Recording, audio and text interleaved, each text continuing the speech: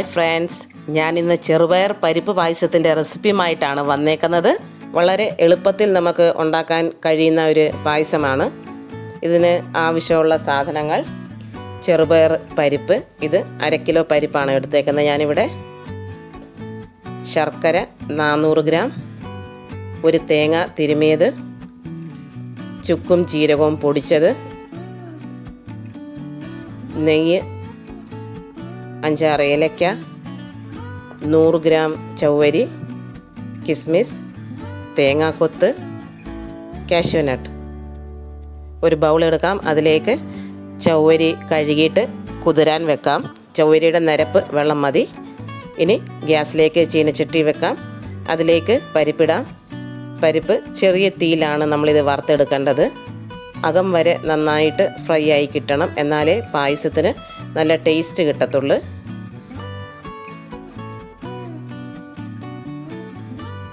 തേങ്ങ അരച്ച് പാലെടുക്കാം.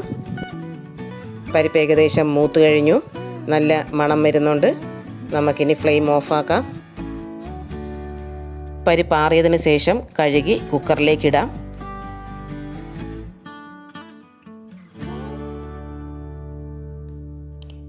ഇതിലേക്ക് 1.5 ലിറ്റർ വെള്ളം ഒഴിക്കാം.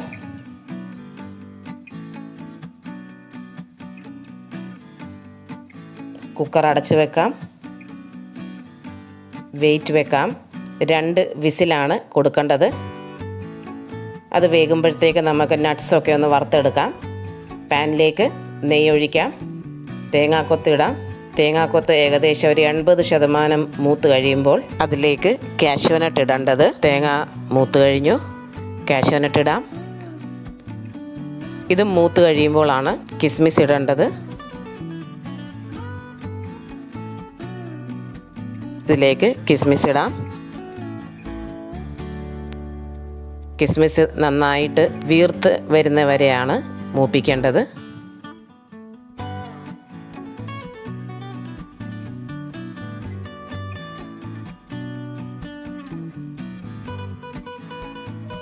നന്നായിട്ടെല്ലാം ഫ്രൈ ആയി കഴിഞ്ഞു. ഫ്ലെയിം ഓഫാക്കാം.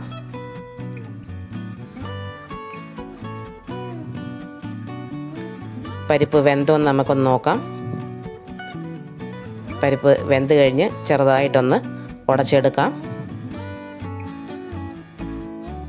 ഇനി ഇതിലേക്ക് ചവ്വരി ഇടാം. ചവ്വരി നന്നായിട്ട് വെള്ളത്തിൽ കുതിർന്നു കഴിഞ്ഞതാണ്.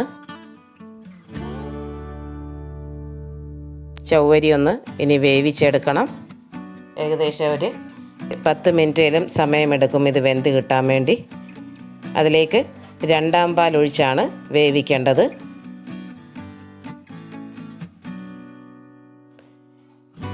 ചവ്വരി വെന്ത് കഴിഞ്ഞു. ഇതിലേക്കിനി ശർക്കര ഒഴിക്കാം. ശർക്കര വാങ്ങിക്കുമ്പോൾ ശ്രദ്ധിക്കേണ്ടത് നല്ല ഡാർക്ക് കളറിൻ്റെ ശർക്കര വാങ്ങിക്കുന്നതാണ് നല്ലത്. എന്നാലേ നമ്മുടെ പായസത്തിന് നല്ലൊരു കളറ് കിട്ടത്തുള്ളൂ. അല്പം ഉപ്പിടാം. മധുരമൊക്കെ ഒന്ന് ബാലൻസായി കിട്ടാൻ വേണ്ടിയാണ്. ഇതിനി ഒരു 15 മിനിറ്റേലും ഒന്ന് വേവിച്ചെടുക്കണം. 15 മിനിറ്റായി. ഇനി തേങ്ങയുടെ 1 പാൽ ഒഴിക്കാം. വീണ്ടും ഇതൊന്നൊരു 10 മിനിറ്റ് വേവിച്ചെടുക്കാം.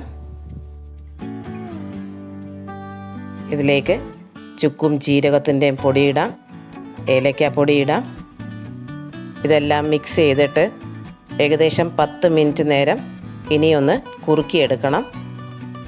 ഒത്തിരി അധികം കുറുക്കണ്ട, കാരണം നമ്മൾ ചവ്വരിയൊക്കെ മിക്സ് ചെയ്തേക്കുന്നതുകൊണ്ട് ഇത് ആറിക്കഴിയുമ്പോൾ നല്ല തിക്നെസ് വരും.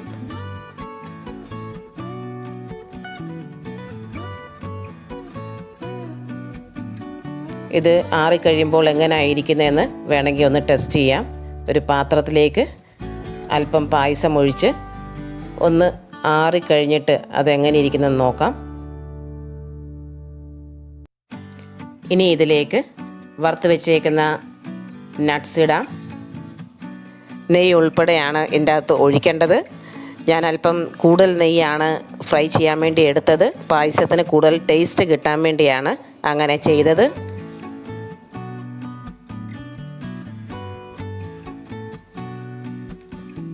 പായസം നമ്മൾ എടുത്ത് വെച്ച് നന്നായിട്ട് ഇത് ആറിക്കഴിഞ്ഞപ്പോൾ കുറുകിയിട്ടുണ്ട്. നമുക്ക് ഫ്ലെയിം ഓഫാക്കാം. പായസം ഒരു ബൗളിലേക്ക് മാറ്റാം. പായസം ഉണ്ടാക്കുമ്പോൾ ശ്രദ്ധിക്കേണ്ട 2 കാര്യങ്ങൾ. ഒന്ന്, ശർക്കര നല്ല ഡാർക്ക് കളറിൻ്റെ ശർക്കരയാണ് വാങ്ങിക്കേണ്ടത്. പരിപ്പ് നന്നായിട്ട് ഫ്രൈ ചെയ്ത് എടുക്കേണ്ടതാണ്. എങ്കിൽ തീർച്ചയായിട്ടും നമ്മുടെ പായസം വളരെ രുചികരമായിട്ട് നമുക്കുണ്ടാക്കാൻ സാധിക്കും. ഈ പായസം ഉണ്ടാക്കാൻ എനിക്ക് 3/4 മണിക്കൂർ സമയമേ എടുത്തിട്ടുള്ളൂ. നമുക്കിതൊരു ബൗളിലേക്ക് സെർവ് ചെയ്ത് എങ്ങനെയുണ്ട് ഇതിൻ്റെ ടേസ്റ്റ് എന്ന് നോക്കാം.